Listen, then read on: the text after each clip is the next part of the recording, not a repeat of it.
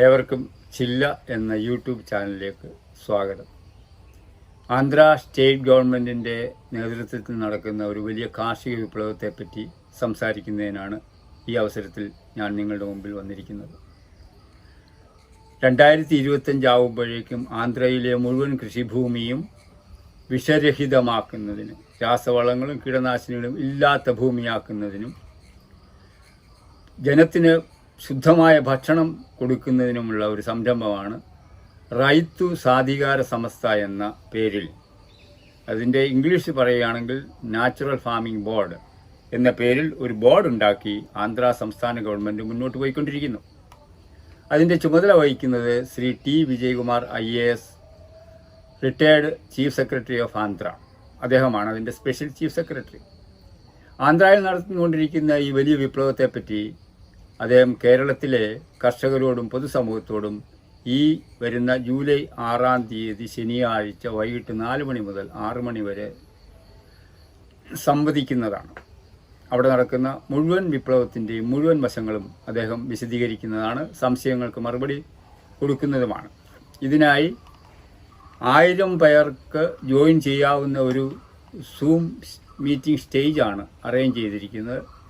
അതുകൊണ്ട് നിങ്ങൾ ഈ സൂം മീറ്റിങ്ങിലേക്ക് കയറുന്നതിനുള്ള ലിങ്കും ഇതിനോടൊപ്പം കൊടുക്കുന്നുണ്ട്. മാത്രമല്ല, ഈ സൂം മീറ്റിങ്ങിനെ പറ്റി ഇതിൻ്റെ മറ്റ് കാര്യങ്ങൾ അറിയണമെന്നുണ്ടെങ്കിൽ എൻ്റെ വാട്സപ്പ് നമ്പറും ഇതോടൊപ്പം കൊടുത്തിട്ടുണ്ട്. നിങ്ങൾ ചെയ്യേണ്ട ഒരു കാര്യം, ആദ്യമേ ഈ ചാനൽ സബ്സ്ക്രൈബ് ചെയ്യുകയും അതുവഴി കൂടുതൽ കർഷകരിലേക്കും പൊതുസമൂഹങ്ങളിലേക്കും ഈ ഒരു വാർത്ത എത്തിക്കുന്നതിനായിട്ട് നിങ്ങളുടെ പങ്കുകൂടി നിങ്ങൾ വഹിക്കണമെന്നുള്ള അഭ്യർത്ഥന നടത്തുകയാണ്. കാർഷിക വിപ്ലവം എന്ന് നമുക്ക് കേൾക്കുമ്പോൾ നമുക്ക് ഹരിത വിപ്ലവത്തെ പറ്റിയൊക്കെയാണ് ഓർമ്മ വരിക. എന്നാൽ ശരിയായ ട്രൂ ഗ്രീൻ റവല്യൂഷൻ, സത്യമായ ഗ്രീൻ റവല്യൂഷൻ എന്താണ് എന്ന് ആന്ധ്ര ഗവൺമെൻറ് ഇന്ന് ചെയ്തുകൊണ്ടിരിക്കുന്നതാണ്. അതായത് ഹരിത വിപ്ലവത്തിൻ്റെ പേരിൽ മണ്ണ് രാസവളങ്ങളെ കൊണ്ടും കീടനാശിനികളെ കൊണ്ടും കളനാശിനികളെ കൊണ്ടും പൂരിതമായിരിക്കുന്ന ഒരവസ്ഥയിൽ വന്നുവിട്ട ദുരന്തത്തിൽ നിന്നും മോചനം നേടുന്നതിനായി സർക്കാർ തന്നെ ശ്രമം ആരംഭിച്ചിരിക്കുന്നു. ഇതൊരു വലിയ വാർത്തയല്ലേ? ഇന്ത്യയിൽ ഒരുപക്ഷെ ആന്ധ്ര സംസ്ഥാന സർക്കാരാണ് ഈ ഒരു തലത്തിലേക്ക് ആദ്യമായിട്ട് വന്നത് എന്ന് വേണം പറയുവാൻ. ആന്ധ്ര സംസ്ഥാനത്തെ കാർഷിക ഈ വിപ്ലവത്തിന് വേണ്ടിയിട്ട് സർക്കാർ തന്നെ രൂപീകരിച്ചൊരു ബോർഡുണ്ട്, റൈത്തു സാധികാര സമസ്ത. അതിൻ്റെ ഈക്വലായിട്ടുള്ള സമാനമായ ഇംഗ്ലീഷ് പദം നാച്ചുറൽ ഫാമിംഗ് ബോർഡ് എന്ന് തന്നെയാണ്. അതായത് നിലവിൽ ഇന്ന് അവിടെ ചെയ്തുകൊണ്ടിരിക്കുന്ന കൃഷിയെ മാറ്റിമറിച്ച്, തകിടം മറിച്ച് യഥാർത്ഥ ഹരിത വിപ്ലവം എന്താണ് എന്ന് തെളിയിച്ചുകൊണ്ട് കർഷകരെ അതിലേക്ക് വരുത്തിക്കൊണ്ടിരിക്കുന്നു.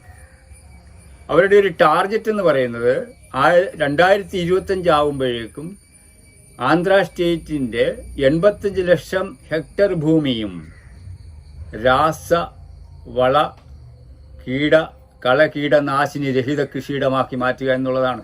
പ്രഖ്യാപിതമായ ലക്ഷ്യമാണത്. അതിന് ചുക്കാൻ പിടിക്കുന്നത്, അതിൻ്റെ ചുമതല വഹിക്കുന്നത് ആന്ധ്ര സ്റ്റേറ്റിലെ ചീഫ് സെക്രട്ടറി ആയിട്ടിരുന്ന ശ്രീ ടി വിജയകുമാർ IAS ആണ്. ഈ ഒരു തലത്തിലേക്ക് സർക്കാരിനെ കൊണ്ടുവരുന്നതിൽ അദ്ദേഹത്തിൻ്റെ പങ്കുണ്ട്, അതിവിടെ വിവരിക്കുന്നില്ല. അദ്ദേഹം റിട്ടയർ ചെയ്തപ്പോൾ, ചീഫ് സെക്രട്ടറി സ്ഥാനത്ത് നിന്ന് റിട്ടയർ ചെയ്തപ്പോൾ ഈ ബോർഡ് തന്നെ രൂപീകരിച്ചിട്ട് ഗവൺമെൻറ് അദ്ദേഹത്തെ അതിൻ്റെ സ്പെഷ്യൽ സെക്രട്ടറി ആയിട്ട് നിയോഗിച്ചിരിക്കുന്നു. പ്രവർത്തനങ്ങൾ നടന്നുകൊണ്ടിരിക്കുന്നു. വണ്ടർഫുൾ, വളരെ അതിശയകരമായ പ്രവർത്തനമാണത്.